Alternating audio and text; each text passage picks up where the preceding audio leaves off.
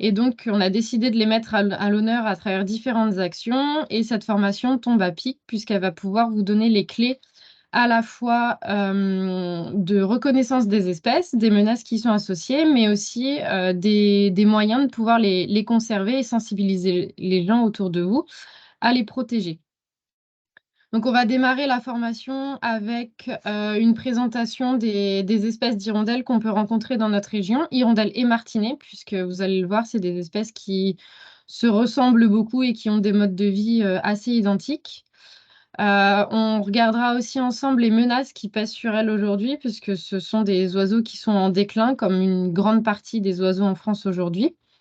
Et puis derrière, on discutera des mesures de protection que vous pouvez mettre en place, qu'on met en place au niveau national, mais que vous aussi, individuellement, vous pouvez mettre en place, et des actions qui vont avoir lieu cette année en région Centre. Donc, en France, aujourd'hui, il y a 5 espèces d'hirondelles, l'hirondelle rustique et l'hirondelle de fenêtre, qui sont les 2 plus communes et celles que vous avez déjà certainement pu observer en vous baladant autour de chez vous. Et il y a également l'hirondelle de rivage, l'hirondelle de rocher et l'hirondelle rustique, rousseline, pardon, qui sont un peu moins communes et qui ont des modes de vie complètement différents des 2 premières. Ces 3 espèces, on va les retrouver dans des milieux qui sont beaucoup plus sauvages et qui sont beaucoup plus naturels. C'est-à-dire qu'elles vont nicher sur des parois rocheuses, alors que l'hirondelle rustique et l'hirondelle de fenêtre, on le verra un peu plus tard, ont tendance à être beaucoup plus proches de l'homme. Chez les martinets, on retrouve 3 espèces en France. Le martinet noir qui est le plus commun et qu'on voit chez nous, qui pousse des grands cris en ville, et le martinet à ventre blanc ainsi que le martinet pâle qui ont des répartitions géographiques beaucoup plus localisées puisqu'on les retrouve principalement sur le littoral méditerranéen et en Corse.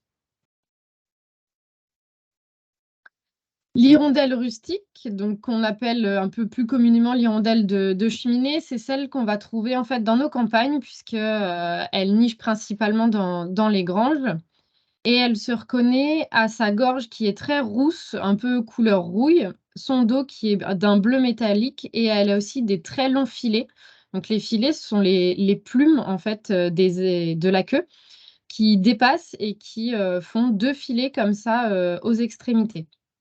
En vol, c'est vraiment ce qui va être caractéristique. On le voit ici sur la petite silhouette. Donc, on a la queue qui est juste ici et les 2 filets, ce sont les 2 plumes en fait qui dépassent ici et qui sont hyper caractéristiques de cette espèce. En vol, c'est une des premières choses qu'on peut remarquer avec le contraste entre le bleu métallique du dos et le blanc vraiment très pur du ventre et la gorge très, très rousse. Sont des espèces migratrices. Les premiers individus ont été vus il y a pas très longtemps et sont remontés, au niveau enfin, depuis le début du mois de mars. C'est la première espèce d'hirondelle qui revient en France et elles hivernent en Afrique, subsaharienne et elles remontent, en France petit à petit en passant par, ici le détroit, l'Espagne, puis elles arrivent dans nos régions. C'est une espèce qui est plutôt rurale puisqu'elle utilise les anciennes granges, les étables, ou les garages en fait pour construire leur nid et c'est un nid qui est en forme c'est une demi-coupole en fait, qu'elle va construire à base de boue, d'herbes séchées et elle va façonner des petites boulettes en fait avec l'aide de sa salive qu'elle va assembler pour former cette coupole dans laquelle elle va déposer 4 ou 5 œufs qui vont être couvés pendant 15 jours.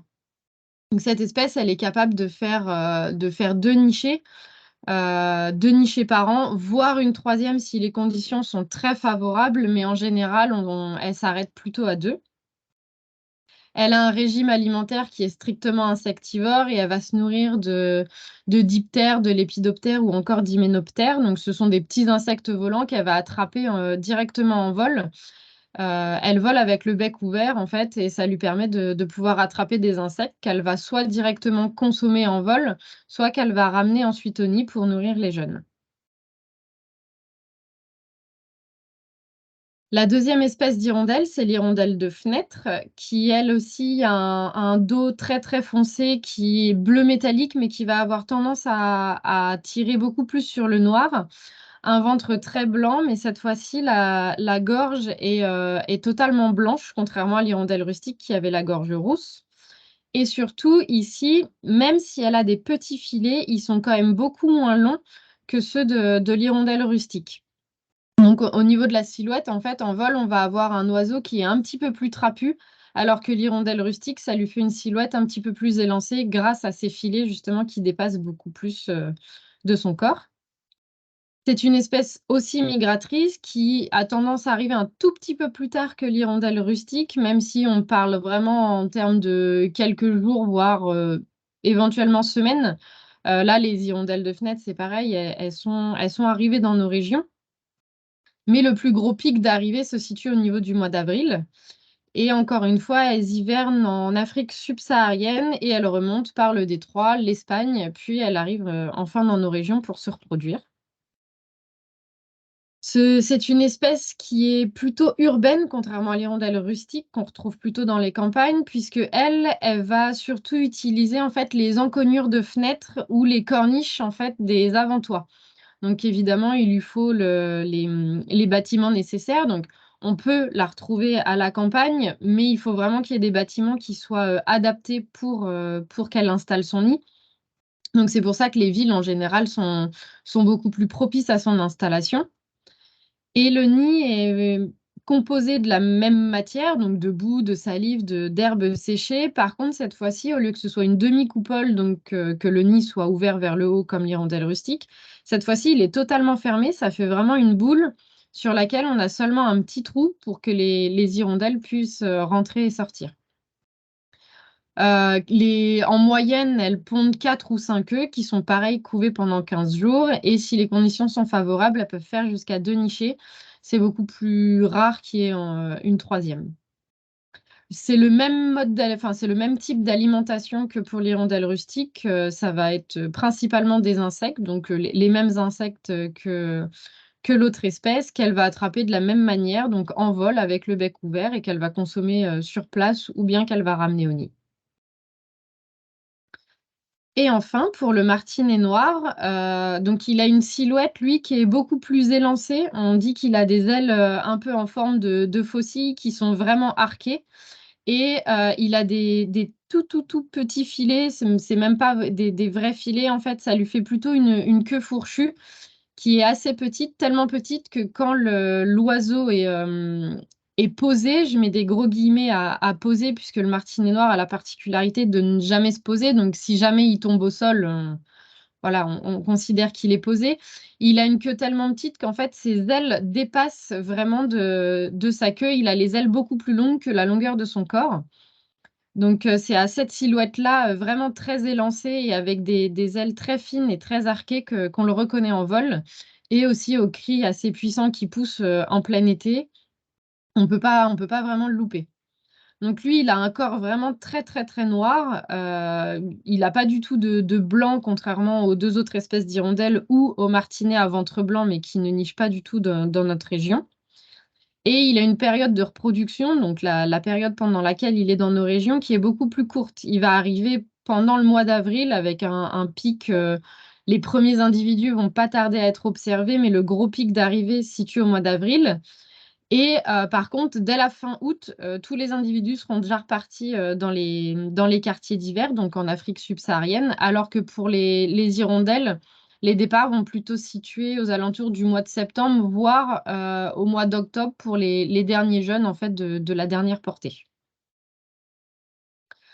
Lui, il a un mode de vie qui est quasiment strictement urbain, puisqu'il est totalement dépendant aujourd'hui des habitations pour pouvoir nicher, que ce soit les vieux enfin surtout le vieux bâti, puisqu'il niche dans des anfractuosités. Il ne fait pas de nid à proprement parler.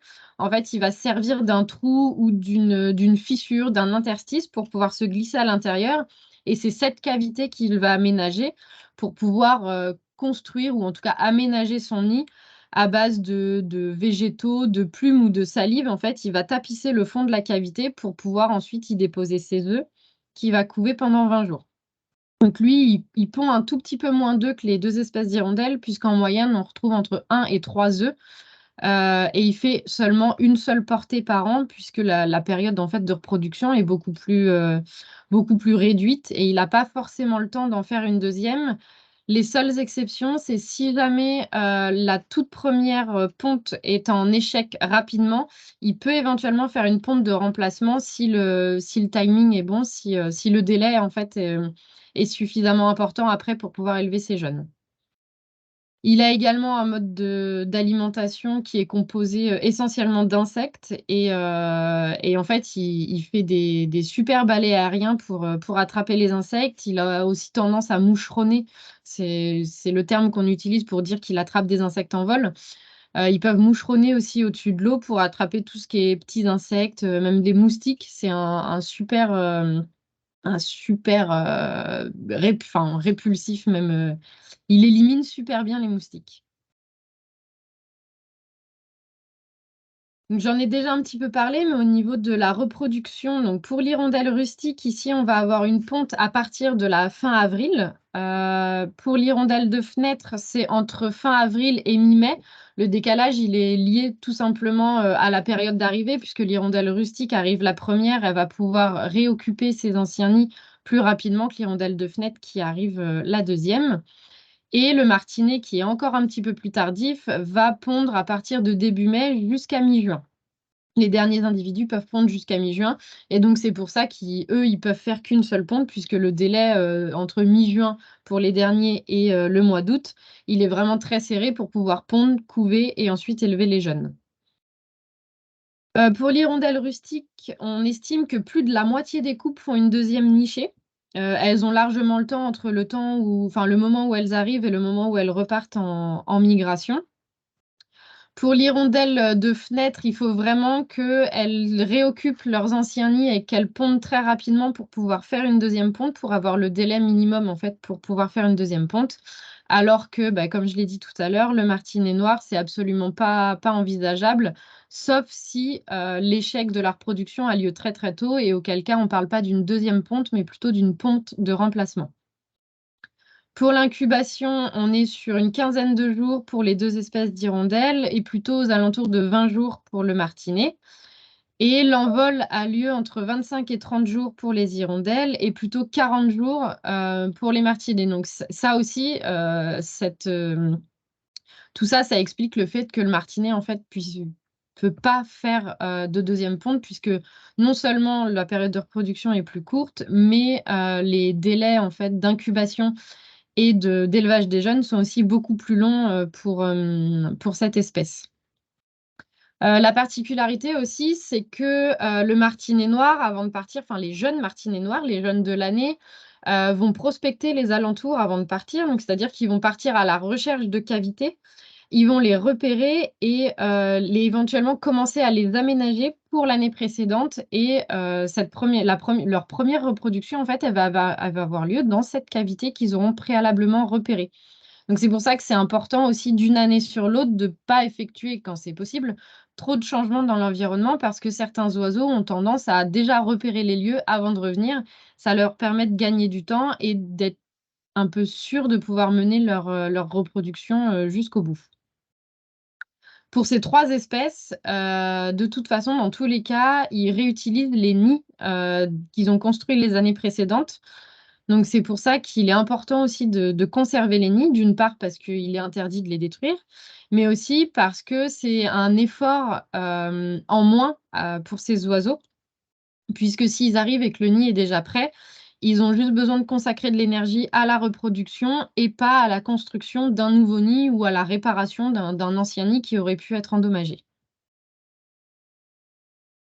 Donc aujourd'hui, ces 3 espèces, sont protégées et elles sont en déclin, en fait, au niveau national, et parce que plusieurs menaces pèsent sur elles. Des menaces il y en a certaines qu'on retrouve chez les 3 espèces, mais aussi qui peuvent être, un tout petit peu différentes liées à leur mode de vie. Mmh, pour l'hirondelle rustique, donc on estime, qu'on a perdu 25 des effectifs entre 2011 et 2019. Ces données, elles sont issues du programme STOC. Donc le STOC, c'est un programme national qui signifie, Suivi temporel des oiseaux communs. Donc, ce sont en fait, des enquêtes qui ont été réalisées justement pour déterminer les populations de différentes espèces d'oiseaux et pour pouvoir estimer leur évolution sur cette dizaine d'années. Et donc, l'hirondelle rustique est en déclin, elle a perdu 25% de ses effectifs. C'est lié d'une part à l'intensification de l'agriculture. C'est une espèce, on l'a vu, qui niche principalement, enfin qui habite principalement dans les milieux ruraux. Et en fait, ces dernières années, enfin, depuis un petit moment déjà, on a une simplification des espaces ruraux, donc qui consiste en la suppression de haies, le comblement des mares. Donc en fait, c'est des éléments qui sont nécessaires à comment dire, au développement de ces ressources alimentaires.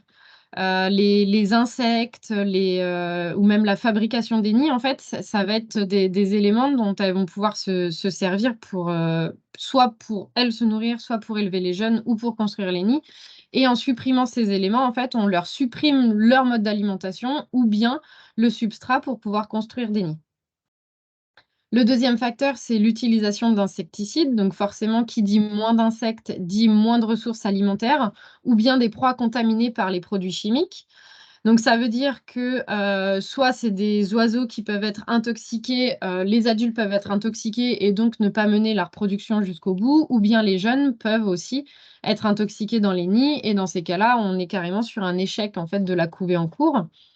Et pour la raréfaction de la ressource alimentaire, ça fait aussi des jeunes qui vont être moins nourris et qui vont être moins forts, en fait. Soit qui vont mourir dans le nid parce qu'ils n'auront pas été assez nourris, soit qui vont être beaucoup plus faibles et qui vont mourir pendant la migration parce qu'ils n'auront pas les ressources nécessaires, ils n'auront pas les forces nécessaires pour aller jusqu'au bout.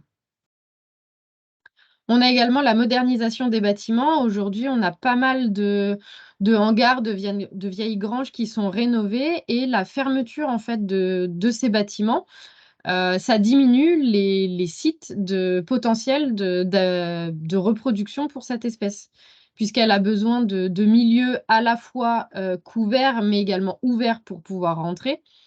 Si on modernise tout et qu'on ferme tout, évidemment, on supprime tous ces sites favorables. Et enfin, la dernière menace, c'est la destruction directe de nids.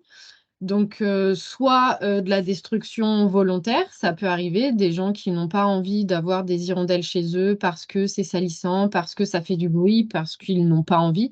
Et donc, on est sur de la destruction volontaire, ou bien sur de la destruction qu'on considère beaucoup plus accidentelle lors de ravalements de façade.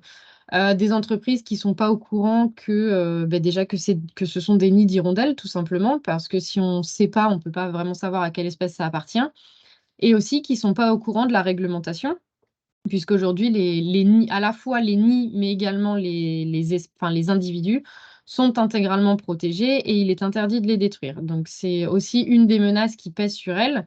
En détruisant les nids, on empêche finalement, on les empêche de revenir au même endroit, soit parce qu'on aura condamné l'accès, ou bien on va leur demander de fournir un effort supplémentaire pour chaque année reconstruire des nids parce qu'ils auront été détruits. Pour l'hirondelle de fenêtre, on retrouve à peu près les mêmes menaces pour l'utilisation d'insecticides ou la destruction des nids. Mais on a également une menace qui s'est ajoutée. On ne connaît pas encore exactement trop les effets puisque c'est assez récent, mais le changement climatique aurait un impact en fait sur les hirondelles de fenêtre. Avec donc évidemment une augmentation des températures estivales, des grosses périodes en fait de canicule qui enfin, induirait en fait une mortalité des jeunes directement dans les nids. Ils prendraient beaucoup trop la chaleur et ça les ferait un petit peu cuire dans les nids. Donc on aurait soit des jeunes qui meurent dans les nids, soit qui en fait sautent des nids avant de savoir voler et qui se retrouvent au sol complètement désarmés et démunis face aux prédateurs et qui sont pas forcément nourris par les parents parce que c'est pas une habitude de venir au sol pour nourrir des jeunes hirondelles. On a aussi des aléas climatiques qui sont beaucoup plus importants et qui auraient un impact sur la migration, donc avec des tempêtes plus fortes, des vents plus violents. et qui pourrait impacter la migration de ces oiseaux et qui induirait une mortalité durant cette période.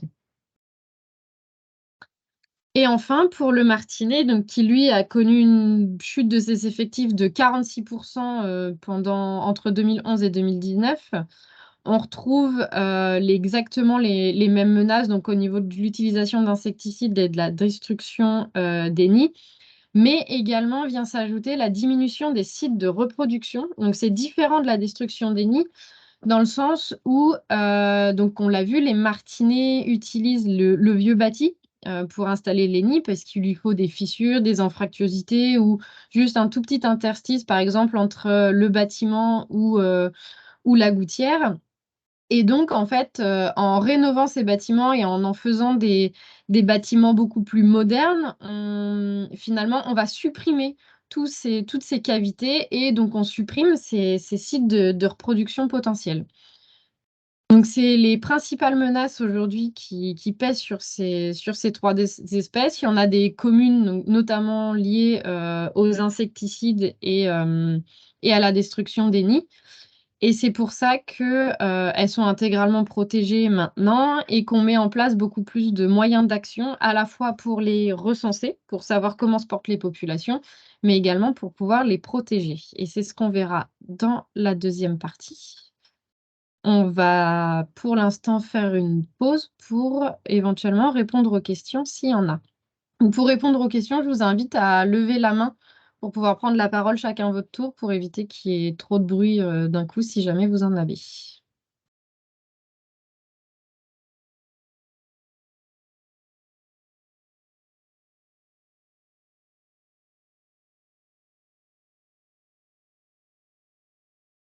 Pas de main levée, a priori. Non, Peut-être que tout était très clair, Manon. oui. Si jamais il y a des personnes qui n'arrivent pas à lever la main ou qui ne savent pas comment faire, mais qui ont quand même une question, ouvrez votre micro pour poser la question. Ah, alors il y a Aurélien.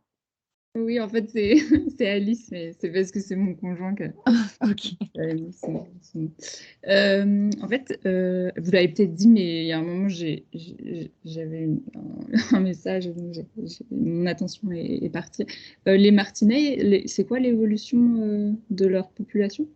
C'est moins 46% en une dizaine Ah d'années, oui, entre 2011 et 2019. d'accord. Et en fait, enfin, le fait que, eh bien, ils fassent moins d'œufs et qu'ils aient qu'une couvée, j'imagine que enfin, ça met encore plus en danger l'espèce, non? Oui, bah forcément, il y a un renouvellement des populations qui est beaucoup moins important que pour l'hirondelle de fenêtre ou l'hirondelle rustique, en fait, parce que tous les ans, il y a, enfin, par rapport aux deux autres espèces, il y a moins de jeunes qui sont produits. Et donc, forcément, lié à tout ça, enfin, évidemment, la mortalité, elle n'est pas que chez nous non plus. Il peut y avoir de la mortalité pendant la migration, mais également pendant l'hivernage. Donc, si on ajoute en fait tous ces facteurs sur une couvée qui est allée aux alentours en moyenne finalement de 2 jeunes, forcément, l'année d'après, on n'a pas non plus des populations qui sont très importantes. Mm. Et sinon, en fait, en nombre, il y en a moins des martinets du coup que des hirondelles? Euh, c'est une bonne question. Je ne saurais pas y répondre. Je ne sais pas du tout en termes de chiffres nationaux, même au niveau de la région, les effectifs en fait de martinets ni d'hirondelles. Faut savoir, après, en fait, il y a des enquêtes qui sont réalisées. Le problème, c'est que, évidemment, toutes les colonies ne sont pas forcément inventoriées. Ça va être uniquement des estimations. Donc, on ne peut pas vraiment savoir exactement le nombre de martinets, enfin, les proportions exactes en fait qui y a en France. Ok. Euh, Ouais, parce que du coup, en fait, vu que bah, ils font moins d'œufs et qu'ils font moins de nichés, enfin, on peut s'attendre à ce qu'il y en ait moins, mais peut-être qu'il y a la mortalité qui n'est pas la même entre hirondelle et martinet. Je sais pas. C'est possible, ça, c'est des facteurs qu'on n'a pas vraiment. C'est assez difficile en fait à étudier parce que c'est des oiseaux migrateurs. et que pour les suivre, c'est pas des oiseaux qui sont adaptés, par exemple, pour poser des balises GPS, c'est beaucoup trop petit. Et puis attraper un martinet, c'est franchement pas évident. Donc c'est des données qui vont être assez difficiles en fait à récolter. C'est pas des oiseaux qu'on peut baguer, donc c'est assez compliqué d'évaluer la mortalité.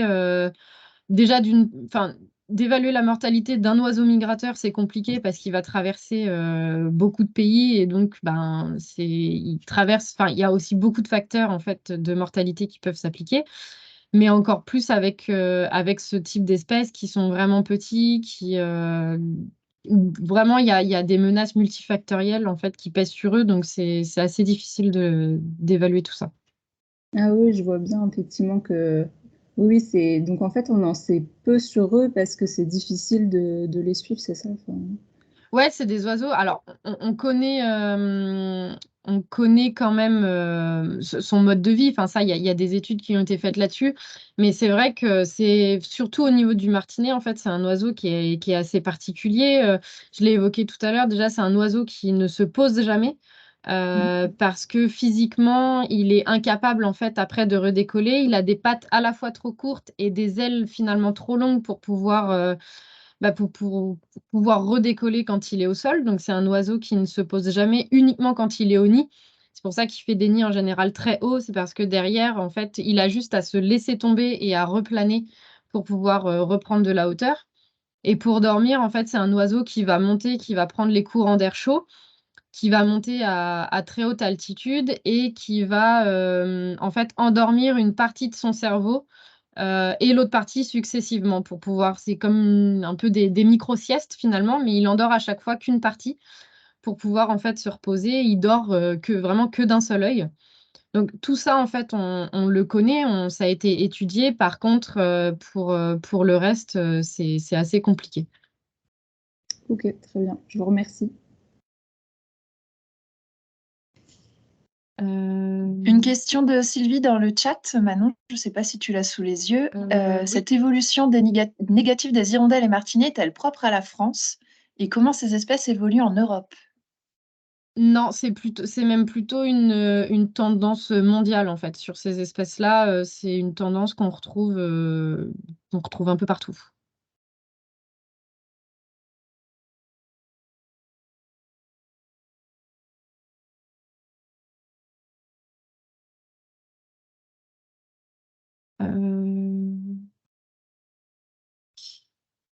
Ben, si c'est tout bon, on va pouvoir passer à la suite s'il n'y a plus de questions.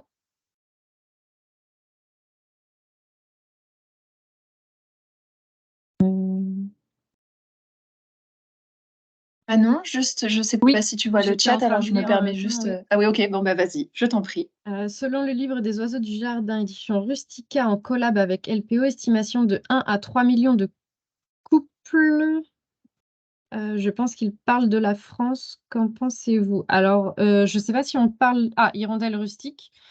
C'est possible, mais voilà, enfin, c'est des estimations qui sont finalement très larges parce qu'entre 1 et 3 millions, il y a quand même une grosse différence.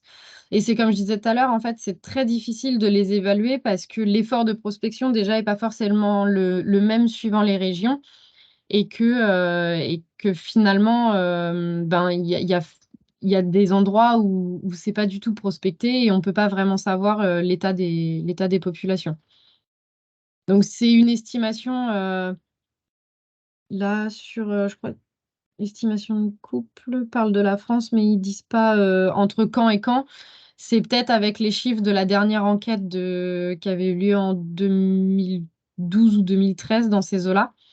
Mais depuis, je sais pas vraiment.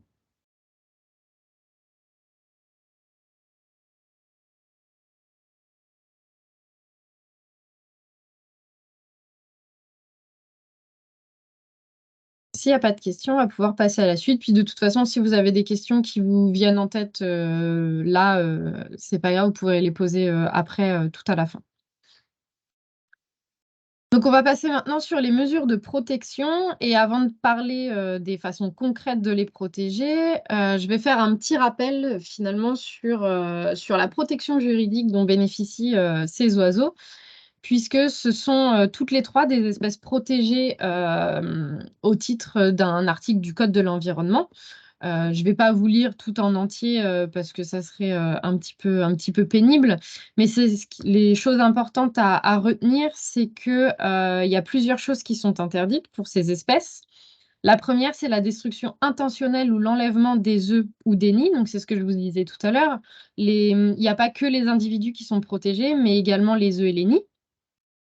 La destruction, la mutilation, la capture ou l'enlèvement des oiseaux dans leur milieu naturel. Donc, vous n'avez pas le droit de tuer une hirondelle ou un martinet, ou bien carrément de la capturer pour la mettre en cage, pour la revendre, pour en faire du commerce. La perturbation intentionnelle des oiseaux, notamment pendant la période de reproduction ou d'élevage des jeunes. Donc ça va principalement concerner en fait les nuisances. Si vous venez, par exemple, si quelqu'un vient, vous avez des nids d'hirondelles et la personne, ça la dérange finalement d'en avoir et elle va condamner en fait l'accès au nid en fait, pour les adultes. Ça, c'est ce qu'on appelle une perturbation intentionnelle. Donc, soit elle va, par exemple, fermer la grange ou bien elle va poser des filets en fait, devant pour que les adultes ne puissent plus revenir. On est sur de la perturbation intentionnelle et c'est interdit par la loi. Et enfin, la détention, le transport, la naturalisation, le colportage, la mise en vente. Donc, c'est un petit peu ce que je vous disais tout à l'heure avec le commerce ou la mise en cage de ces espèces. C'est également aussi interdit. Donc, finalement, en résumé de tout ça, il est interdit de détruire ou d'enlever un nid d'hirondelle ou de martinet, même en dehors de la période de présence de ces espèces. Donc, c'est pas parce que les oiseaux sont partis en Afrique et qu'ils ne sont plus là que vous avez le droit pour autant de détruire les nids. C'est faux. La destruction des nids, même pendant l'hiver, est totalement interdite. Mais par contre, il existe parfois des dérogations, à condition qu'elles soient motivées par certains motifs. Il faut vraiment que ce soit des dérogations qui soient demandées à titre important, notamment par exemple quand on parle de protection de la biodiversité ou dans l'intérêt de la santé ou de la sécurité publique ou toute autre raison impérative d'intérêt public majeur. Donc, il faut vraiment une raison valable pour pouvoir détruire un nid d'hirondelle ou de martinet. Et en général, la plupart du temps, les personnes qui demandent des dérogations, ça va être les entreprises, comme je disais tout à l'heure, de rénovation de façade qui ont absolument besoin de rénover un bâtiment, par exemple pour de la rénovation énergétique ou des choses comme ça. Ils n'ont pas le choix. Donc, dans ces cas-là, en fait, ils nous sollicitent, nous, pour pouvoir constituer un dossier. Nous, on vient sur place, on évalue le nombre de nids occupés et on préconise en fait des mesures compensatoires. Donc, ça va être des nids artificiels à installer pour pouvoir compenser les nids qui vont détruire pendant l'hiver. Parce qu'évidemment, dans ces cas-là, comme il y a destruction de nids, c'est quasiment toujours réalisé pendant l'hiver. Donc, on demande à ce que la période de travaux soit décalée et qu'elle ne commence pas avant le mois d'octobre et qu'elle ne se termine pas après le mois de mars. Donc, vraiment pendant la période où les oiseaux ne sont pas là, pour pouvoir uniquement détruire les nids et vraiment pas toucher aux individus, puisque en dehors de cette période, il y aurait soit des œufs, soit des jeunes dans les nids. Et là, on serait sur de la destruction carrément d'espèces et pas de nids. Donc, le dossier est beaucoup plus lourd et en général, ils sont très, très peu acceptés parce qu'on est carrément sur de la destruction d'espèces. Donc, toutes ces dérogations, en fait, elles sont envoyées à un jury qui détermine si oui ou non le projet peut se faire et si les mesures compensatoires associées sont suffisantes pour que les nids soient détruits. Et le projet, en gros, peut avoir lieu uniquement après accord de la préfecture. Donc, c'est un arrêté préfectoral. Et dans ces cas-là, l'entreprise a le droit de mener son chantier en détruisant les nids et en compensant par la suite. J'ai vu la question passer justement juste avant, donc on en vient maintenant à ça. Si jamais vous êtes témoin d'un cas de destruction, Donc déjà, la première chose à faire, c'est de toujours privilégier le dialogue. Déjà parce que peut-être que la personne qui est en train de détruire les nids, elle a eu justement cette autorisation, elle a eu cet arrêté préfectoral qui l'autorise à détruire les nids, et auquel cas, elle est totalement dans les clous, elle a le droit de le faire. Si jamais, en dialoguant, vous vous rendez compte que finalement, elle n'a jamais eu l'autorisation, ou bien qu'on est en période de reproduction, et auquel cas, ça serait beaucoup plus rare d'avoir ce type d'autorisation, vous pouvez tout simplement l'informer que, elle est en train de détruire des nids, voire des individus, enfin, voire des jeunes, en fait, d'une espèce protégée, et que c'est totalement interdit par la loi, et que et ça serait mieux si elle l'arrêtait là, ou en tout cas de l'informer en tout cas de ce qu'elle est en train de faire, parce que parfois ça part aussi d'une méconnaissance. Si toutefois après ce dialogue, la personne est toujours récalcitrante et qu'elle continue en fait à détruire les nids et qu'elle s'en fiche un peu, dans ces cas-là, la première chose à faire, c'est de prévenir l'OFB, donc qui est l'Office français de la biodiversité, et qui en gros, c'est la police de l'environnement. C'est un organisme qui est spécialisé dans ce genre d'infraction, et c'est le seul organisme qui va pouvoir venir constater la destruction et éventuellement mettre une amende à la personne. La deuxième chose, si possible, c'est de récolter des preuves de l'infraction. Vous avez appelé l'OFB, on vous a dit qu'il y a un agent qui allait se déplacer éventuellement dans la journée si possible, voire le lendemain ou dans la semaine, parce que parfois les agents sont déjà en mission ailleurs. S'il arrive et que finalement il n'y a pas de preuve de la destruction, il ne pourra pas faire grand-chose. Donc si vous êtes sur place et que vous pouvez récolter des preuves en faisant des photos ou des vidéos. Et si par exemple c'est une entreprise de travaux, d'identifier le prestataire des travaux pour pouvoir ensuite fournir le nom à l'OFB si jamais quand l'agent arrive, les personnes sont déjà parties. Et enfin, en dernier, c'est nous prévenir, nous, pour obtenir, si jamais voilà, vous êtes un petit peu perdu, on pourra vous donner des conseils. Et puis, c'est toujours important pour nous de savoir qu'il y a eu une destruction de nids d'hirondelles, parce que derrière, il y aura certainement des mesures compensatoires à mettre en place. Et on aura besoin d'avoir des infos sur le nombre de nids qui étaient présents, puisque vous étiez là, vous pouvez avoir compté le nombre de nids. Donc, ça sera important pour pouvoir mettre en place des mesures compensatoires, d'avoir ce genre d'informations. Donc tout ça, c'était un petit peu l'aspect juridique et l'aspect un petit peu intervention en cas de destruction. Et maintenant, on va voir comment vous, à votre échelle, vous pouvez agir pour à la fois protéger et accueillir les hirondelles. Donc, dans le cas où vous avez des hirondelles chez vous, vous connaissez autour de vous des gens qui ont des hirondelles, une des premières actions à faire, c'est de conserver l'existant.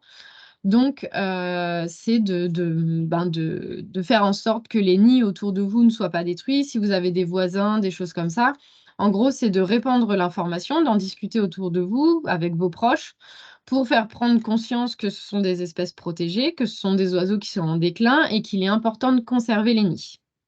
Si jamais vous avez des problèmes de salissure, parce que les oiseaux font des fientes, et les hirondelles, en fait, quand les jeunes sont au nid, pour pouvoir déféquer, en fait, elles sortent juste l'arrière-train et elles défèquent à l'extérieur. Donc, on va souvent retrouver des traces soit sur les murs, soit des tas de fientes en fait sur les rebords de fenêtres ou bien même au sol. Et donc, ça peut causer des désagréments pour certaines personnes, mais il existe des solutions. On peut mettre en place, comme on le voit ici là sur la photo, des planchettes. Donc, on a les nids en fait qui sont au-dessus, qu'on ne voit pas très bien. Mais en dessous, en fait, on peut mettre en place des planchettes qui servent à tout simplement récolter les fientes. Ça évite que derrière, ça tombe ici, soit sur les rebords de fenêtre, soit en dessous, où là, c'était carrément une terrasse de bar où ça pouvait poser problème. La solution, elle était toute simple. On installe des planchettes, ça récupère les fientes. Et une fois que les oiseaux sont partis au mois d'octobre, on a juste à monter voilà, sur une échelle. On enlève les fientes, c'est nettoyé pour la saison d'après et ça pose plus de problème. Donc ça, c'est des moyens qui sont tout simples, mais qui peuvent être mis en place pour éviter justement un cas de destruction de nid parce que les oiseaux causent trop de désagréments. On a aussi d'autres D'autres problématiques, c'est quand des travaux chez des particuliers doivent être réalisés pendant la période de reproduction. Dans ces cas-là, on essaie d'informer pour que les travaux soient faits hors période de reproduction, donc entre le mois d'octobre à peu près et la mi-mars, quand c'est possible. Et surtout, informer que si jamais c'est fait en période de reproduction, il y aura forcément du dérangement et que dans ces cas-là, vaut mieux se rapprocher d'un organisme pour pouvoir avoir l'autorisation parce que derrière, sinon, la personne se retrouvera en cas d'infraction.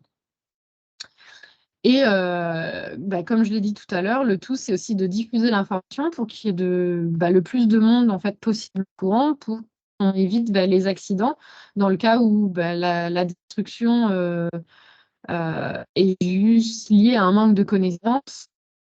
Plus il y a de monde au courant, plus on évitera ce genre d'accident. La deuxième chose, c'est de leur offrir des conditions favorables pour les accueillir. Si jamais vous n'avez pas d'hôtel chez vous, mais que vous constatez qu'il y a un dans votre quartier et que vous pensez que votre maison, que votre appartement, ça peut être un lieu favorable en fait pour les accueillir, vous pouvez mettre en place plein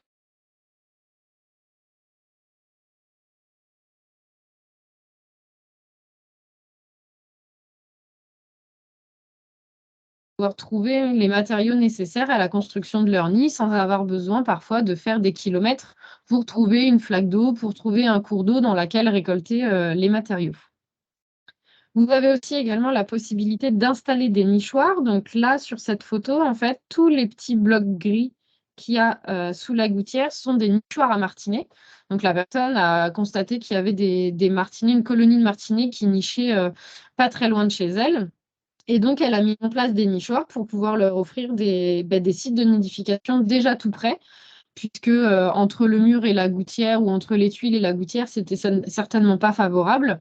En mettant en place des nichoirs, on leur offre des sites en fait, de nidification qui pourront prospecter, enfin que les jeunes pourront prospecter après, après leur envol et qui pourront revenir utiliser l'année d'après. Et enfin, la partie finalement qui est très importante, puisqu'on le disait tout à l'heure, le meilleur moyen de savoir un peu comment se portent les populations, c'est le recensement. Donc ça va être finalement d'aller compter les colonies d'hirondelles ou de martinets qu'il y a autour de chez vous. Donc pourquoi c'est important? On l'a vu tout à l'heure parce que ça permet d'évaluer l'abondance et la répartition, que ce soit au niveau local. Donc local, ça peut être départemental, régional.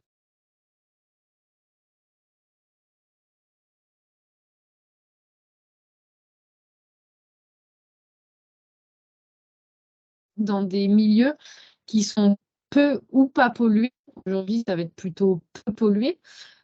Tout simplement parce qu'on l'a vu, c'est des oiseaux qui ont besoin d'insectes. Donc, plus le milieu va être pollué, moins il y aura d'insectes et moins il y aura d'hirondelles et de martinets. Donc, un milieu qui est colonisé par ce genre d'espèces, c'est finalement un milieu qu'on peut catégoriser de peu pollué. Pas pollué, c'est vraiment aujourd'hui beaucoup plus rare. Donc, c'est pour ça. En gros, ça va être un milieu qui va être moins reste. Et enfin, d'avoir une indication localisée, ça va pouvoir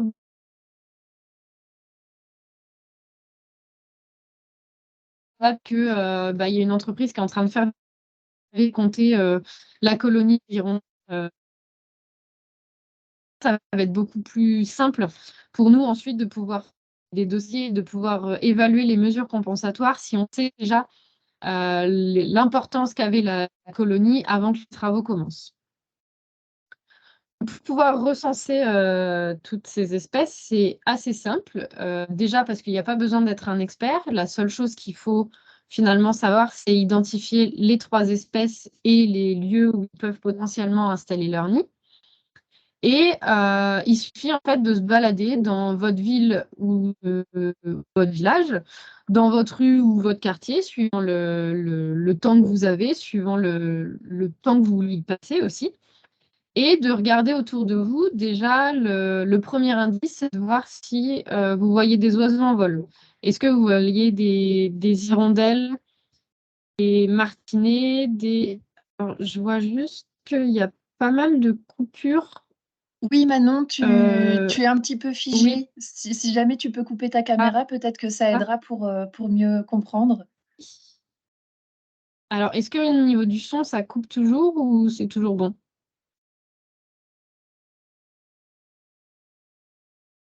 Je vais reprendre si jamais là, quand je reprends, ça coupe toujours, n'hésitez pas à me le dire.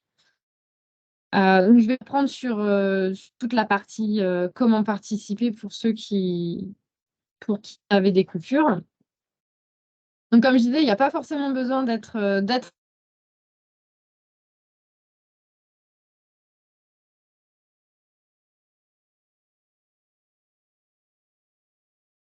d'autant plus qu'elles ont, pour les deux espèces d'hirondelles, pas forcément le même milieu. Et pour les hirondelles de fenêtre et martinet, les différences anatomiques vont être quand même assez importantes, donc ça va être assez simple. Et ensuite, tout ce que vous avez à faire, c'est finalement vous balader autour de chez vous. Donc, votre ville. Ah, ça recoupe apparemment. C'est fluctuant, disons. Ah, eh ben, je ne sais pas trop pourquoi. Je vais essayer de parler moins vite, peut-être qu'il y aura moins de coupures. Peut-être. Euh, Donc, je disais, c'est tout simple en fait pour recenser les colonies d'hirondelles et de martinets. Il suffit juste de se balader en ville, enfin, ou village, dans votre rue, dans votre quartier, et de noter si vous apercevez des nids d'hirondelles ou la présence de martinets. Parce que pour les martinets, c'est un tout petit peu plus complexe puisque les nids ne sont pas forcément apparents ni visibles. Donc là, il suffira de repérer la présence des individus. C'est le premier indice, en fait, pour voir que potentiellement, ces oiseaux sont nicheurs dans ce coin-là. Et ensuite, donc pour les hirondelles, on repère les nids et on note tout ça dans un tableau que je vous fournirai si jamais vous êtes intéressé par le recensement de ces oiseaux. Donc, c'est un tableau tout simple où vous rentrez la date, l'endroit où vous avez observé les nids. Donc, quand je dis endroit, c'est en fait tout simplement l'adresse postale du lieu. Ça peut être votre adresse à vous si jamais vous avez des nids d'hirondelles, ou bien vous allez relever le numéro de la rue, le nom de la rue, le code postal et la ville dans laquelle vous avez fait ces observations. Ensuite, vous indiquez le nombre de nids occupés, le nombre de nids vides, et potentiellement le nombre de nids détruits. Détruits, ça va être si vous observez un nid qui n'est pas complet, dont la coupole en fait en dessous est détruite, un nid où il reste vraiment que quelques petits bouts, ou bien ça peut être des fois juste une trace. Les nids d'hirondelles, en fait, ils laissent des traces dans les encoignures de fenêtres, et c'est comme ça qu'on repère que les années d'avant, il y avait présence de nids d'hirondelles. Donc tout ça, tous ces cas-là, ça rentre dans la case nid détruit. Et enfin, la dernière case, c'est les nids qu'on appelle squattés. Donc, il y a quelques autres espèces qui adorent utiliser les nids d'hirondelles, et notamment le moineau domestique qui aime bien se mettre dans les nids d'hirondelles de fenêtre. Et parfois, de l'extérieur, on voit qu'un nid est occupé, et quand on attend un peu, on se rend compte que finalement, ce n'est pas une hirondelle. Donc, c'est aussi important de le savoir parce qu'évidemment, il n'entrera pas dans la case occupée par des hirondelles. Par contre, c'est pas pour autant un nid qui est considéré comme détruit, il est juste occupé par une autre espèce. Donc, c'est les seules informations qui sont à relever pour les recensements. La seule petite case ici que moi je vous rajouterai dans le fichier Excel, c'est tout simplement l'espèce. Il faudra préciser l'espèce qui a été observée pour, par exemple, cette ligne, cette observation. Il faudra mettre ici si ça concerne, pardon, des hirondelles rustiques, de fenêtres ou bien des martinets.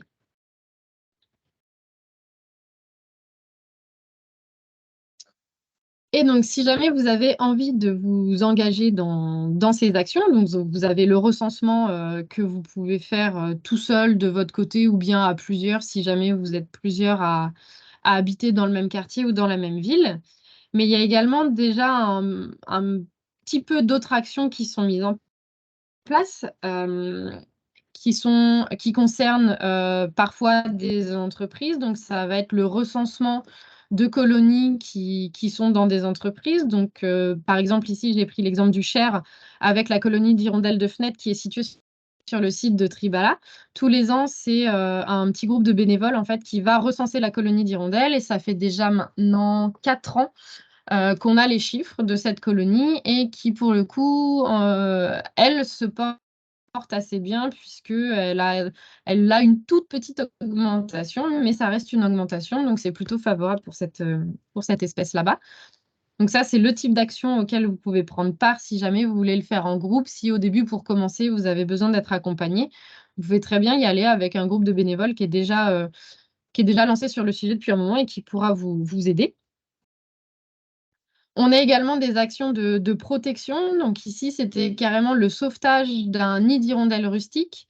Ici, en fait, on voit les restes d'un nid qui s'est totalement asséché et frité et qui, en fait, est tombé pendant la période de reproduction. Donc, les jeunes se sont retrouvés au sol et on a un bénévole avec autorisation, évidemment, puisque on ne peut pas manipuler, on ne peut pas agir sans autorisation, mais qui, avec les autorisations, en fait, est venu tout simplement installer une petite planchette avec des rebords qui a servi de nid un peu de substitution, en fait, le temps que les jeunes soient aptes à voler et qu'ils puissent se débrouiller tout seuls. Et enfin, on a des actions aussi pour les accueillir. Donc ça, c'est en lien directement avec cette action qui a vu le jour l'année dernière. Donc c'est l'impression 3D de nids d'hirondelles. On a un bénévole qui, grâce à une imprimante 3D, a réalisé des moules en fait d'hirondelles. Et par-dessus ces moules, on a eu plusieurs ateliers dans les 4 départements que sont le Cher, le Loir-et-Cher et l'Indre-et-Loire. Il y a eu des ateliers en fait de confection de nichoirs. Autour de ces moules, il y a un équivalent, un mélange en fait de chaux, de paille qui ont été confectionnés pour pouvoir imiter au maximum les nids d'hirondelles. Et ces nids ont été installés à plusieurs endroits, déjà d'une part pour les tester, pour voir si ça marchait. Et oui, on peut le voir ici, les hirondelles rustiques comme les hirondelles de Fenêtre ont très bien adopté ces nouveaux nichoirs. Et ça va être des nichoirs qui vont notamment servir dans le cas par exemple, de mise en place de mesures compensatoires quand il y a de la destruction. C'est des nichoirs qu'on va pouvoir utiliser pour compenser la perte de ces nids et donc faire en sorte qu'elles puissent revenir les années d'après dans des nids en fait, qui seront déjà en place. Donc voilà le type d'action auquel vous pouvez prendre part si jamais ce sujet vous intéresse. Et il ne faudra surtout pas hésiter à nous en faire part. Donc voilà pour la fin. Je vois qu'il y a eu pas mal de questions. Je vais éventuellement laisser la parole à Marion pour que si tu peux me faire un résumé des questions auxquelles tu n'as pas répondu. Alors, je pense avoir répondu à tout, auquel cas, Ok. dites-moi si j'ai oublié une question. Non, on a parlé destruction des hirondelles, contact de l'OFB, un tout petit peu en avance par rapport à toi. À combien s'élèvent les peines encourues pour Oui. les destructions de nids ou nids. d'espèces protégées pour les hirondelles et martinets. Mhm. Et puis, il y a une dernière question pour le recensement, mais a priori, j'ai répondu à la bonne question.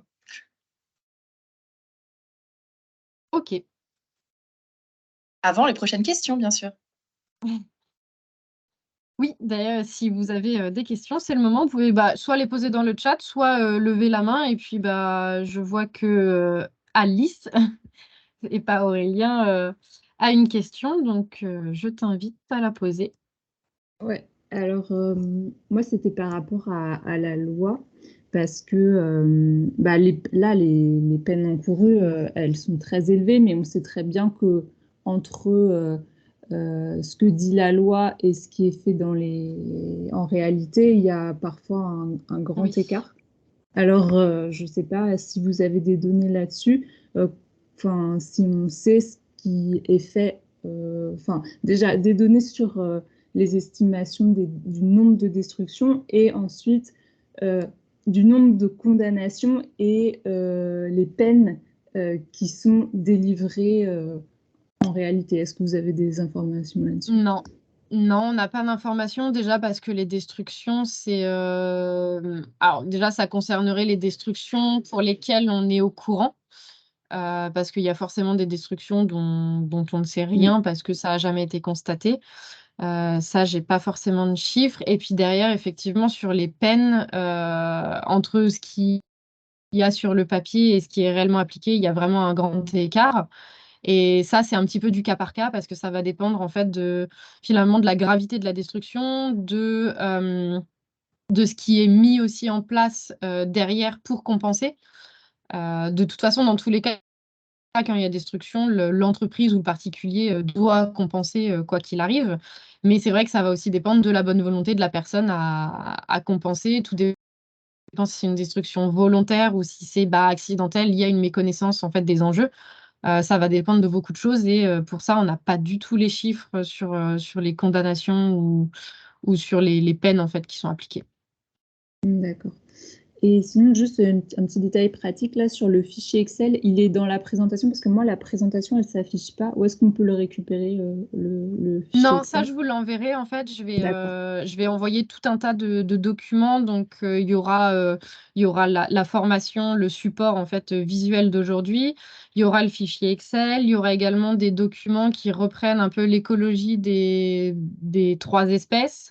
Les infos pour comment compter les nids, quelles sont les traces et indices qui nous permettent d'observer la présence en fait de reproduction, des choses comme ça. Il y aura tout un tas de documents que je vais vous envoyer dans le courant de la semaine. D'accord. Et sinon, pour la question de la sensibilisation, je ne sais pas, vous allez peut-être l'aborder après, mais qu'est-ce qui est fait pour attirer l'attention sur Alors, la ça peut nécessité être de... d'une part, vous en parler autour de vous, à des voisins, si vous voyez qu'il y a des gens qui ont des nids d'hirondelles, c'est juste aller discuter avec eux pour savoir déjà s'ils sont au courant que c'est des espèces protégées, qu'il y a des enjeux. Peut-être qu'ils le savent déjà, mais s'ils ne le savent pas, c'est toujours bon de les informer. Et je sais que dans des départements, il va y avoir des stands, en fait, des stands de sensibilisation qui sont réalisés dans le courant de l'année.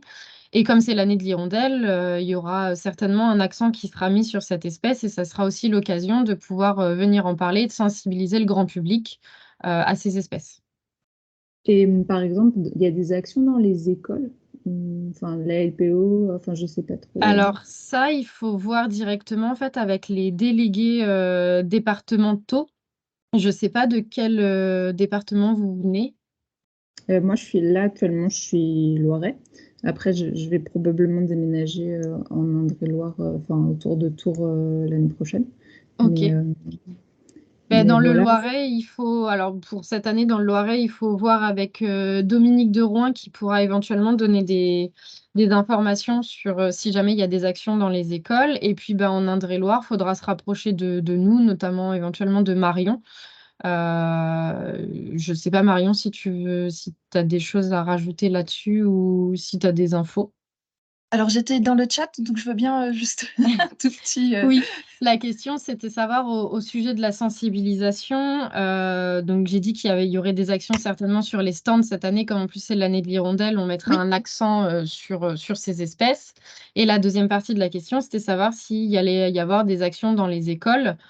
Donc là, c'était plus au niveau du Loiret, donc c'est se rapprocher de Dominique, mais que l'année prochaine, elle serait dans l'Indre-et-Loire, et donc savoir s'il y aurait des choses à faire avec les écoles Oui, sur les hirondelles. tout à fait. On a 2 animateurs nature qui sillonnent un petit peu l'Indre-et-Loire pour faire des actions tout au long de l'année.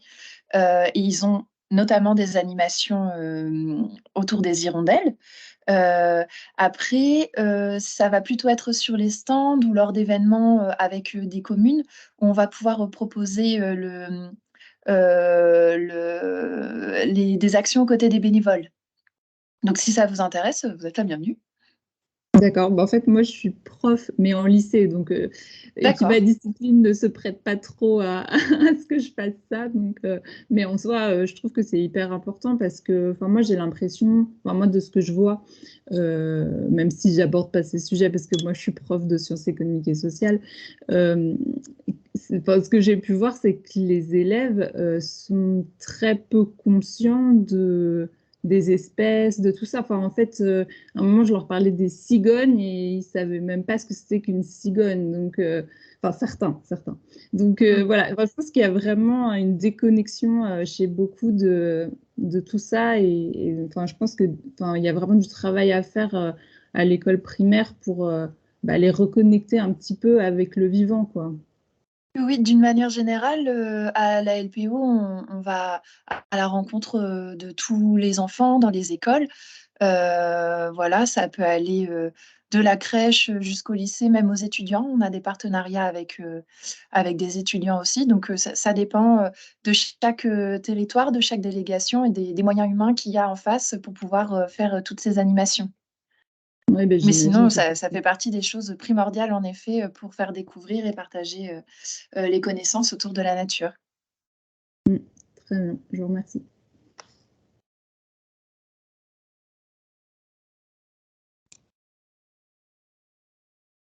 Il y avait une autre personne qui avait une question.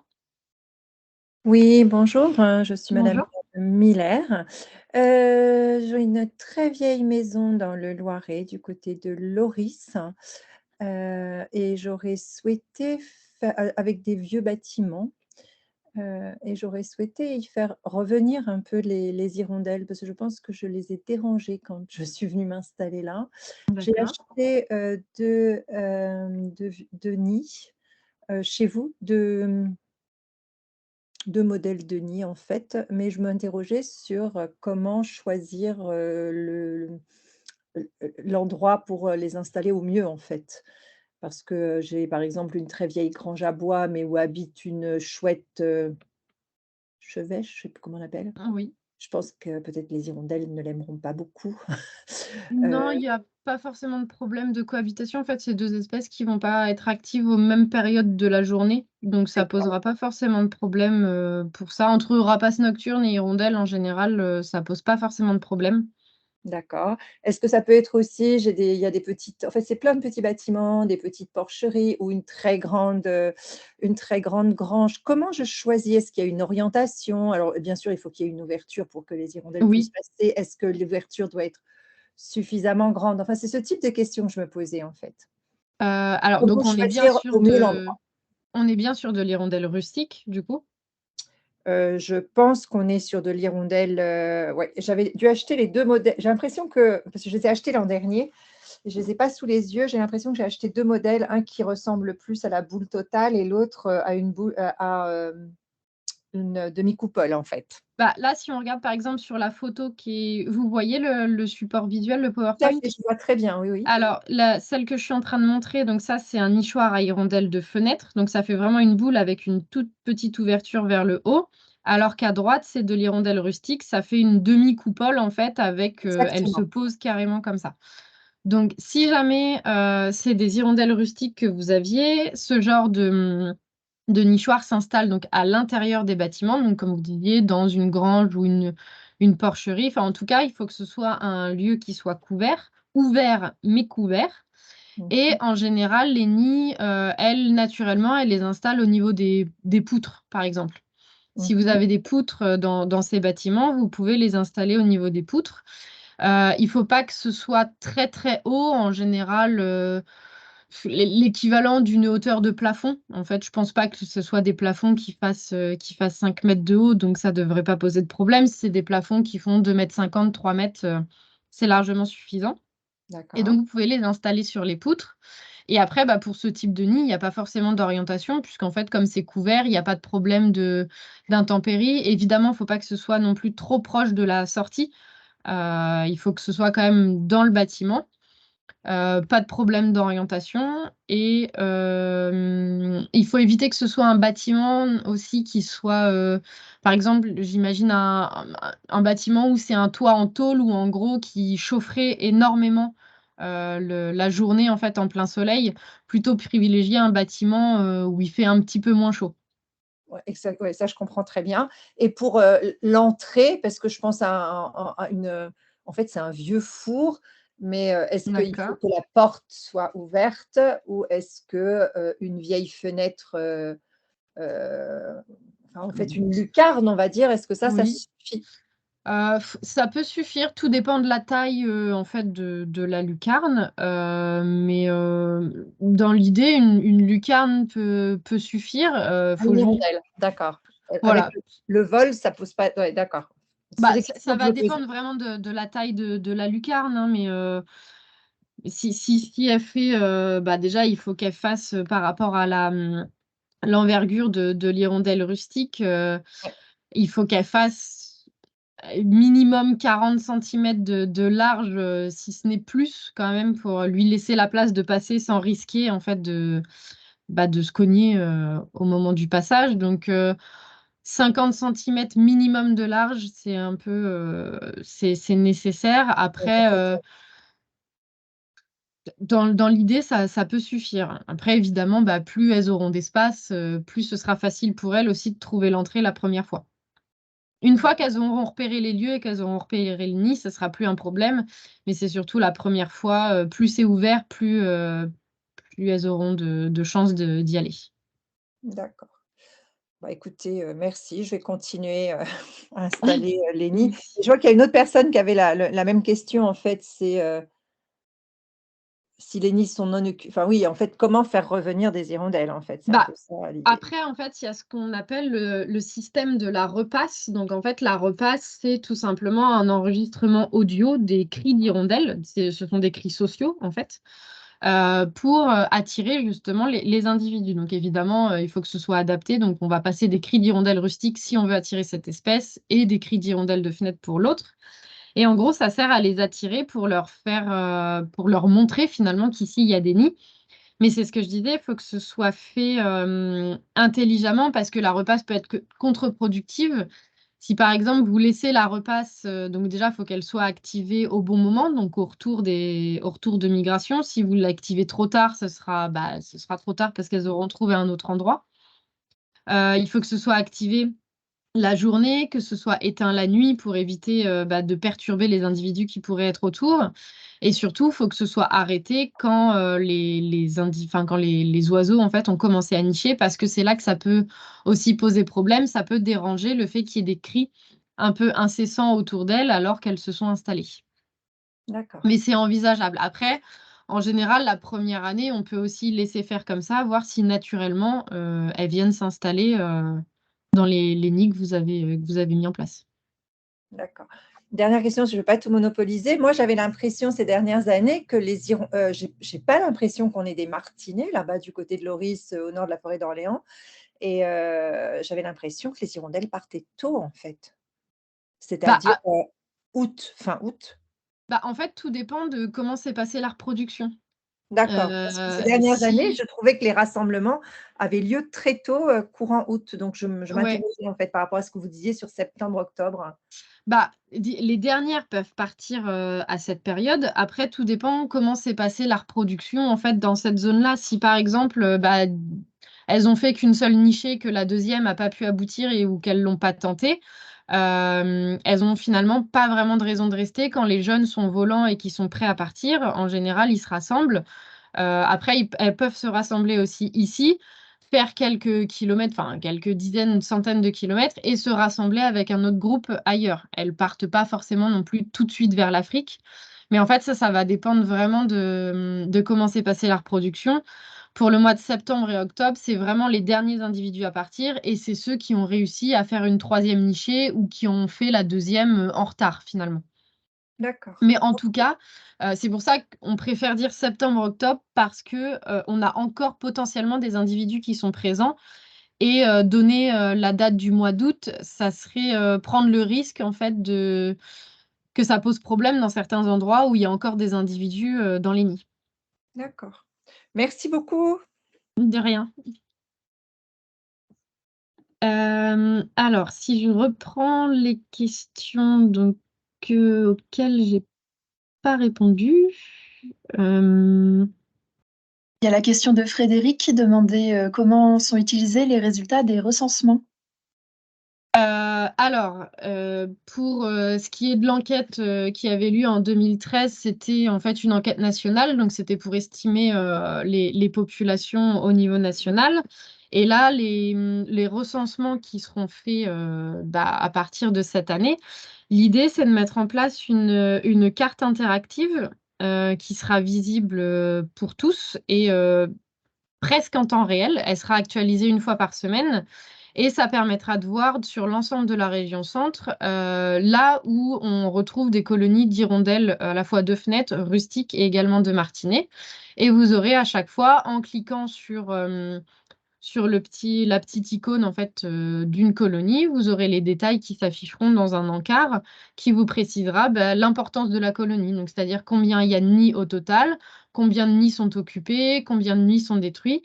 Donc, ça permettra d'avoir vraiment une vision globale au niveau de la région qui sera visible pour tous et qui nous permettront de dresser des bilans d'année en année, si l'effort de prospection évidemment est le même, mais ça nous permettra de voir en fait un peu l'évolution des colonies d'hirondelles, savoir si d'une année sur l'autre, elles reviennent quand même au même endroit ou si on a des endroits qui finalement ne sont plus occupés et si on découvre de nouvelles colonies à des endroits où il n'y avait jamais rien eu jusqu'ici. Sur les recensements, il y a Léa Aubert aussi qui demandait comment ça se passait avec le tableau que tu as présenté tout à l'heure, Manon, concrètement. Est-ce qu'il faudra envoyer les données par mail ou autre? Alors, il y a deux cas de figure. Le premier cas de figure, c'est si par exemple vous allez faire un recensement avec un groupe de personnes ou c'est organisé par la délégation départementale dans laquelle vous êtes. En général, c'est encadré par un bénévole et dans ces cas-là, les données, elles seront directement données au bénévole référent et auquel cas, c'est lui qui me fera remonter les données dans un tableau synthétique. Par contre, si jamais vous décidez d'aller faire des prospections tout seul dans votre coin ou à deux ou trois, mais en tout cas de votre initiative personnelle, dans ces cas-là, toutes les données que vous avez récoltées sur le terrain, vous les compilez dans le tableau Excel que je vous aurai envoyé. Et derrière, vous avez juste à me l'envoyer à moi par mail et c'est moi derrière qui fait la compilation de toutes les données régionales pour dresser la carte.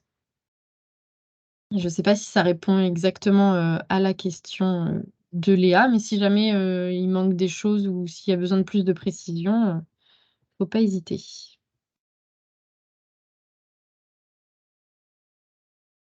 Et il y a la question de Jean-Mathieu, donc concernant la petite tour à hirondelles qu'il a installée. Je ne sais pas si tu as eu le temps de lire le Alors, message, Manon. non, mais je vais peut-être le lire, effectivement. J'ai deux questions. Sur mon toit, je n'ai pas encore eu de nuit, mais cette année, j'ai une petite tour à hirondelles.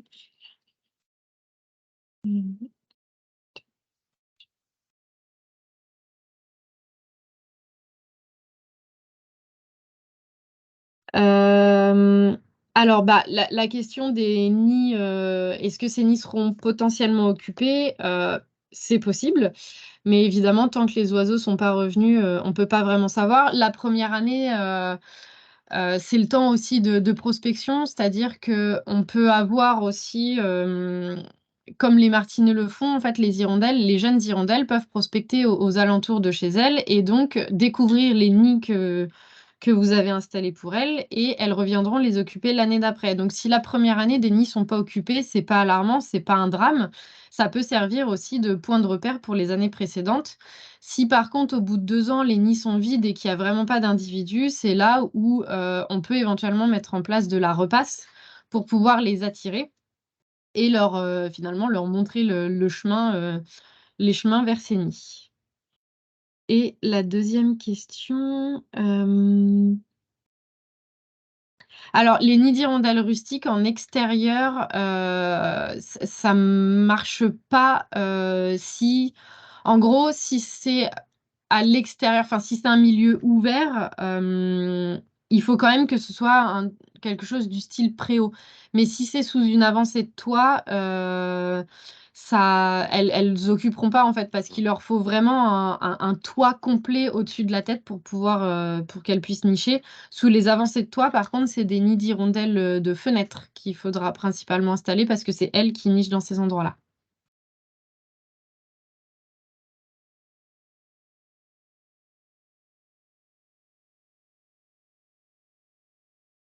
Et il y a la dernière question pardon, de Sylvie Gibaud sur les endroits pertinents pour installer les nids artificiels.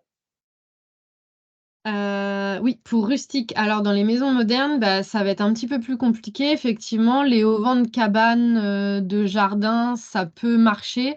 Par contre, sous les gouttières, pas du tout, parce que comme je le disais, il leur faut un toit, en fait, pour qu'elles puissent faire leur nid. Sur les maisons modernes, c'est beaucoup plus compliqué. On va beaucoup plus retrouver des hirondelles de fenêtre que des hirondelles rustiques.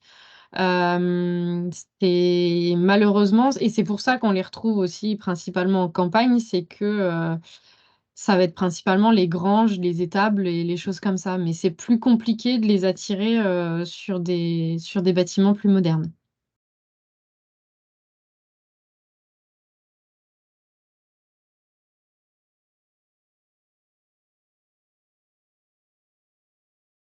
Alors, Jean-Mathieu, d'accord, très bien. Je vais essayer d'écrire une annexe en bois fermée sur 3 côtés pour les nids. Eh bien, pas de problème. N'hésitez pas à éventuellement nous envoyer des photos pour voir à quoi ça ressemble. Et puis, si jamais c'est occupé, à prendre des photos aussi quand les oiseaux sont là.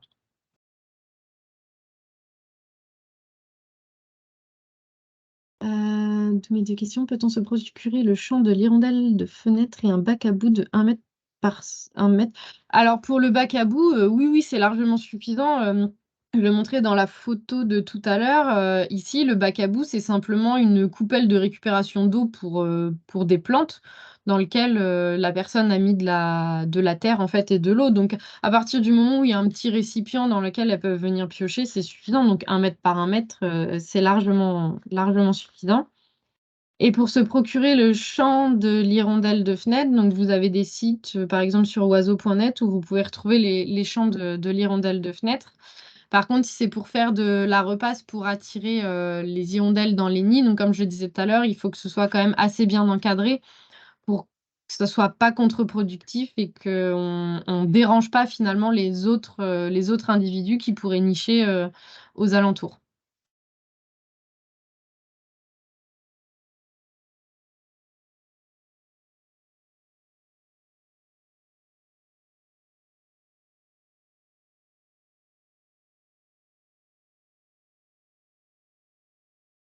Est-ce qu'il y a d'autres questions?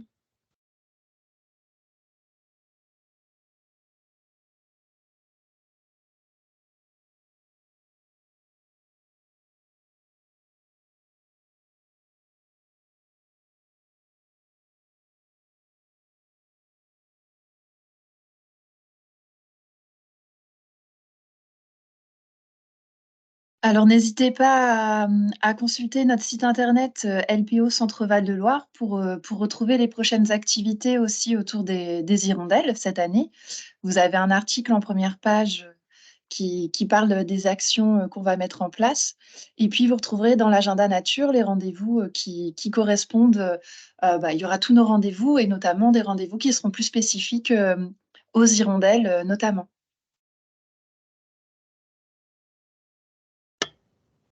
Juste, j'avais une petite question. Je sais pas si vous Alors, m'entendez. oui, juste avant, je vais répondre à la question Oui. qui vient d'apparaître. Pour le meilleur côté pour les nids, donc ça va surtout concerner les nids d'hirondelles de fenêtre, puisque pour les rustiques, comme ils sont couverts, ça n'a pas vraiment d'importance. Mais les nids d'hirondelles de fenêtre, ça va être l'orientation la plus privilégiée, c'est sud-est. On évite donc l'ouest parce que c'est chez nous, c'est l'orientation des vents dominants et donc forcément, on va avoir tout ce qui est pluie et choses comme ça qui peuvent potentiellement en fait rentrer dans les nids.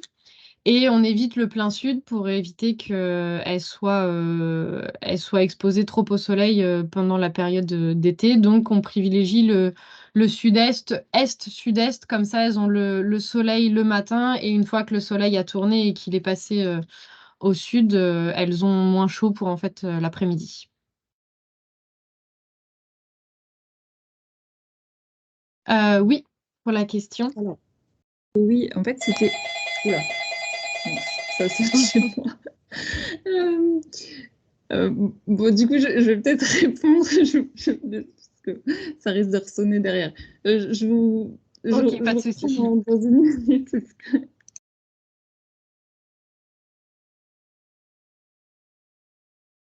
Si jamais vous êtes intéressé aussi pour aller faire des prospections dans vos départements respectifs, n'hésitez pas à vous rapprocher des délégués départementaux qui ont certainement, enfin, ou vont certainement en organiser pendant la période estivale. Si jamais, voilà, dans un premier temps, vous ne souhaitez pas y aller tout seul et que vous voulez être accompagné ou y aller avec quelqu'un, n'hésitez pas à vous rapprocher d'eux pour prendre contact. Et il y a une petite chose aussi que je n'ai pas précisée et je me rends compte que c'est quand même important, c'est que la période de prospection justement pour repérer les nids et notamment pour repérer les nids occupés, parce que c'est ça qui va permettre d'évaluer les populations, ça va se situer aux alentours de, la période la plus favorable, c'est le mois de juin. C'est le mois de juin parce que si on y va alors on peut commencer à partir de mi-mai, jusqu'à, on peut pousser jusqu'à mi-août parce que finalement s'il y a 2 nichés, on peut encore en avoir jusqu'à mi-août. Mais mi-août, on n'aura pas tous les effectifs puisque tous les couples ne retentent pas une deuxième nichée. Et le mois de juin, on va tomber pile pendant la période d'élevage des jeunes. Donc, c'est là qu'on va avoir le plus d'allers-retours. Et donc, forcément, on aura le plus d'indices, on aura le plus de preuves visuelles que le nid est occupé.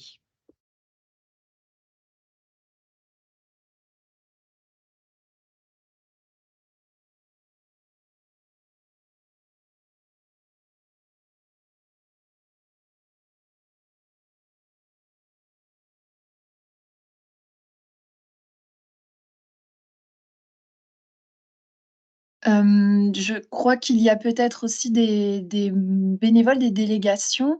Si jamais vous avez des choses à ajouter, n'hésitez pas à lever la main pour prendre la parole ou à les écrire dans le chat, hein. Merci.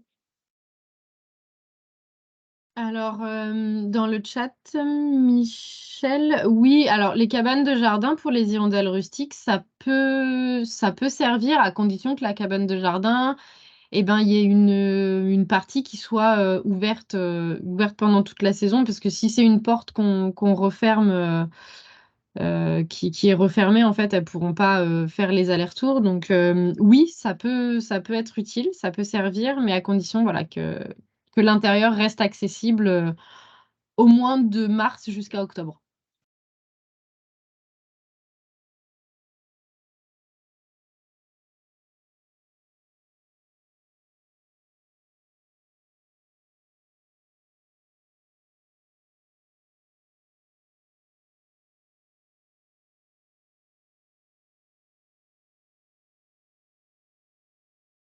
Est-ce que Alice est derrière l'ordinateur? A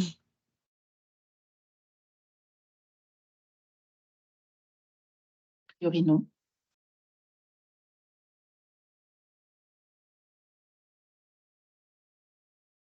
Est-ce qu'en attendant, il y a d'autres questions? Ça peut être des remarques aussi, des choses que vous n'avez pas compris.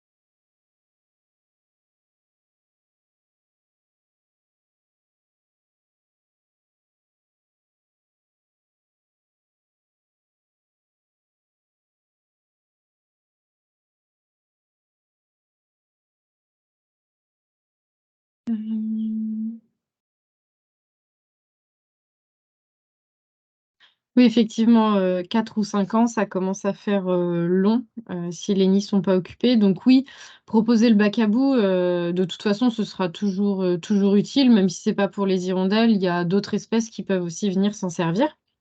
Mais les hirondelles, pourront éventuellement des fois, en fait, sur les nids artificiels, elles peuvent éventuellement, reprendre un peu de boue pour refaçonner, par exemple, l'entrée, pour les hirondelles de fenêtre, elles peuvent réduire un petit peu l'entrée si ça leur plaît pas ou pour les hirondelles rustiques, rehausser un petit peu le bord.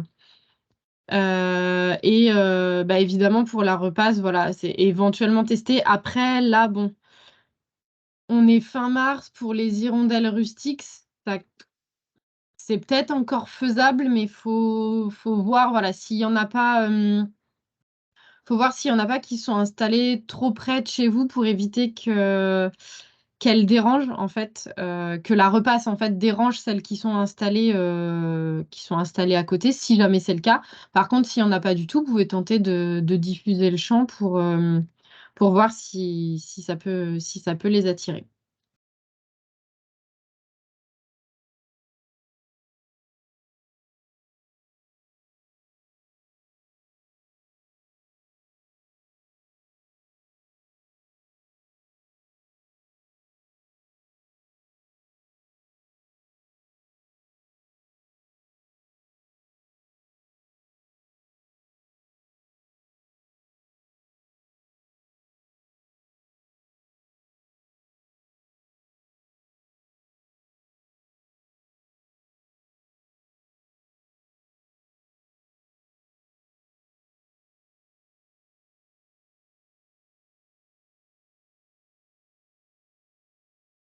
Heu, alors, c'est à la question s'il faut que le chant soit fort, bah, suffisamment fort quand même pour qu'il soit, entendu par les oiseaux. Après, ils ont quand même une très bonne ouïe, mais dis donc, oui, il faut que ce soit suffisamment audible, d'autant plus si vous êtes dans un quartier, par exemple, où il y a quand même un bruit, enfin, du bruit urbain, assez continu, assez fort.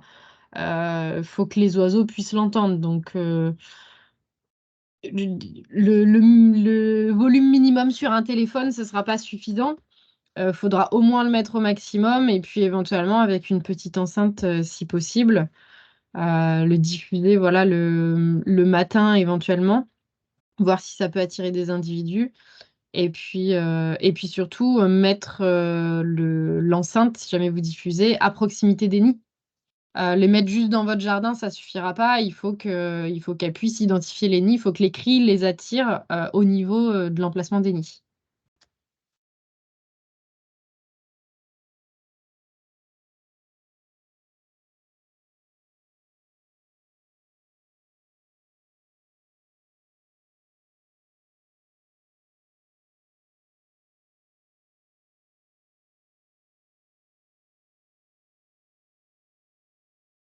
Est-ce que Alice est revenue?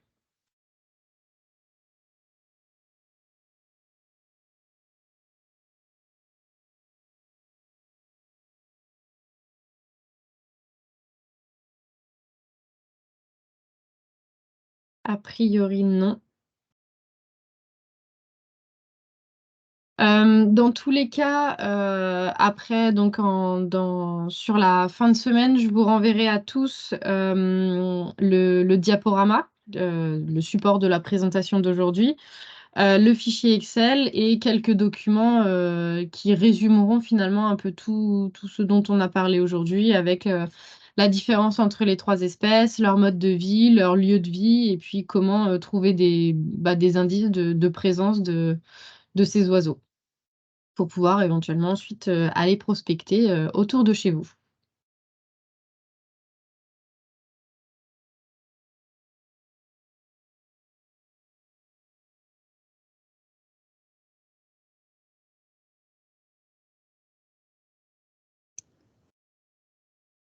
Du coup, Ah oui. je suis revenue.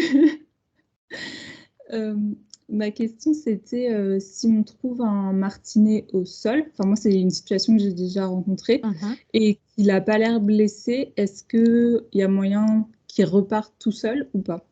Alors, tout seul, oui, mais avec un peu d'aide.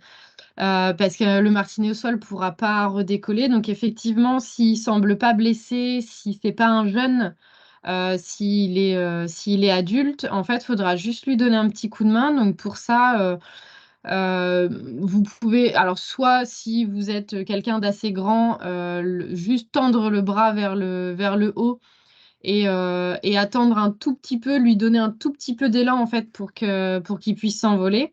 Sinon, c'est prendre un petit peu de hauteur en montant sur une chaise ou quelque chose comme ça, en tout cas pour qu'il soit suffisamment haut pour prendre de l'élan et s'envoler. Par contre, s'il est blessé ou si c'est un jeune, il n'arrivera pas, ou s'il est trop faible aussi, ça peut arriver si ça fait un moment en fait qu'il est au sol, même si c'est un adulte. Ça peut faire un moment qu'il est au sol, qu'il n'a pas mangé, qu'il s'est pas hydraté. L'été, enfin, il fait très chaud, donc il peut devenir faible rapidement. Donc dans ces cas-là, n'hésitez pas à contacter un centre de soins. Vous avez toutes les coordonnées des centres de soins sur notre site internet.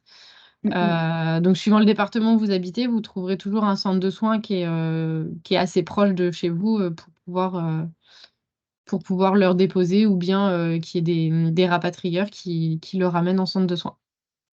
Parce que, en fait, je me posais la question, parce que moi, c'était arrivé que dans le jardin de mes parents, il y a en fait un martinet qui a atterri, je me demandais pourquoi, en fait, parce qu'après, il n'était pas blessé. Je me demandais pourquoi il avait. Normalement, ils vont pas au sol, donc je me Ben posais. non, après, il a peut-être pu prendre un choc avec une vitre, un bâtiment qui l'a un petit peu sonné et finalement, sans non plus l'assommer, mais juste être un peu sonné. Et dans ces cas-là, bah, il a atterri là où il pouvait. Parce qu'effectivement, un martinet qui atterrit au sol, c'est pas quelque chose de normal. Il lui est forcément arrivé quelque chose. Donc après, s'il semblait pas blessé, s'il n'avait pas d'aile cassée, qu'il n'était pas faible, dans ces cas-là, bah, on lui donne un petit coup de main pour se réenvoler et en général, ils arrivent à repartir sans souci. Mais si Parce que nous, ouais, Oui, on avait eu du mal à l'attraper parce que, enfin, quand ça approchait de lui, il battait des ailes et en fait, il avançait sur le sol. oui. Enfin, il avait l'air assez vif, mais enfin. Oui, bah déjà, c'est bon signe. En général, quand ils font ça, c'est ils sont de la force. Donc, dans Mm, ces cas-là, bah, il faut l'attraper en faisant attention, évidemment, à pas lui froisser une aile ou lui casser une aile. mm. Et puis ben, voilà, on lui donne un petit coup de main. Mais dans tous les cas, si jamais vous avez un doute sur est-ce qu'il est blessé, est-ce qu'il va pouvoir repartir, est-ce que j'ai le bon geste, vous pouvez toujours contacter un centre de soins juste au moins pour avoir les conseils. Ouais. Eux, ils Et vous sinon, poseront les questions en fait pour vous orienter, savoir s'il faut le relâcher tout de suite ou bien si vous devez l'emmener ou le confier à quelqu'un pour qu'il l'emmène en centre de soins. parce qu'en fait, j'ai pas mal d'expérience avec les martinets, de sauvetage de martinets. D'accord. Et une fois, c'était à Lyon, dans les cours intérieures. Mhm. Et en fait, c'était très chaud. Et donc, il y a un jeune, enfin, moi, je l'ai vu au sol, qui était par terre. Oui. Et, et en fait, il essayait de remonter le long de la gouttière, Ah oui. mais il n'y Oui. arrivait pas. Enfin, il retombait. Donc, Bah bon, je me oui. suis dit que je l'ai pris et je l'ai mis dans un centre de soins, mais enfin, je ne sais pas s'il y a moyen qu'il y arrive ou si, enfin, je Non, savais pas. bah c'est quand même trop haut. C'est pas du tout des oiseaux qui sont faits en fait pour grimper parce qu'ils ont des ailes qui sont finalement trop encombrantes. Ça les gêne en fait pour se Ouais. déplacer au sol ou enfin même grimper sur une gouttière. Ils sont pas du tout faits pour. Et pour les martinets, c'est très très dur de les remettre dans les nids parce que la plupart du temps, ils sont pas du tout visibles Ouais. puisque c'est dans des interstices. Et puis c'est comme c'est vraiment au niveau du toit, c'est beaucoup trop haut. Donc, dans Mm. ces cas-là, malheureusement, pour les martinets, si c'est un oiseau qui est pas capable de s'envoler ni de se débrouiller tout seul, en tout cas pour les jeunes, ils partent souvent en centre de soins. Mm. Ouais, bah, c'est ce qu'on avait fait. Mm, On mm, l'avait amené au centre de soins. Voilà. Très bien, bah, je vous remercie. pas de problème.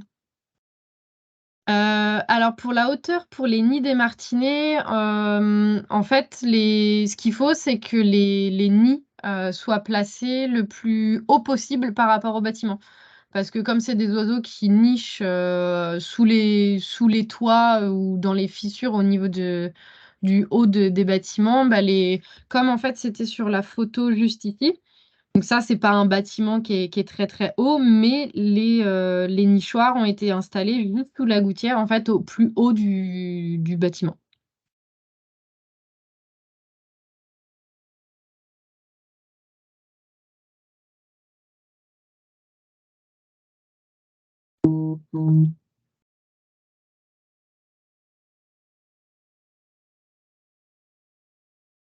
Est-ce qu'il reste des questions?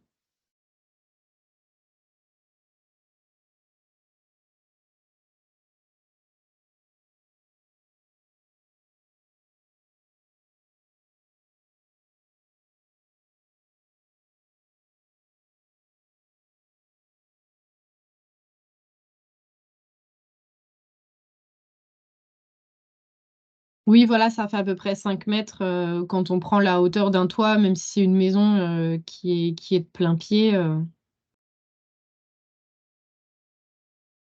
enfin de plein pied, c'est un peu léger. Si vraiment vous avez qu'un seul rez-de-chaussée, c'est un petit peu bas. Il faut au minimum avoir au moins un étage pour qu'il puisse avoir l'espace suffisant, pour s'envoler.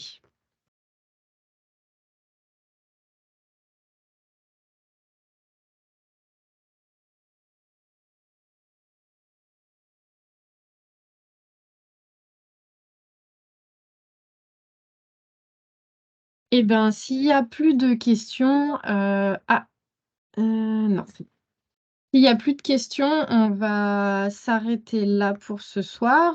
Dans tous les cas, moi, je vais vous renvoyer tous les supports, dans le courant de la semaine et puis, normalement, vous avez tous mon adresse mail si jamais vous avez des questions que vous avez pas, osé, poser ici ou qui vous viennent, en tête, après. Hésitez pas à me les envoyer.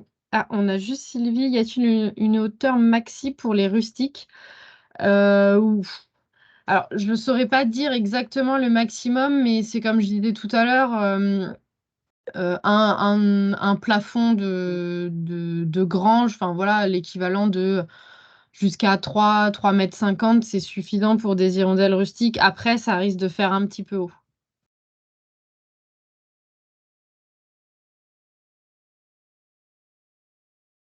Donc voilà, moi je vous enverrai tous les documents et puis vous, n'hésitez pas si vous avez des questions à me les renvoyer par mail et puis, je vous souhaite des bonnes prospections si jamais vous en faites. Je vous enverrai le fichier Excel, si jamais vous allez faire des recensements et puis pareil, si en recevant le fichier Excel, vous avez des questions sur comment le remplir, comment ça se passe, n'hésitez pas, je pourrai y répondre.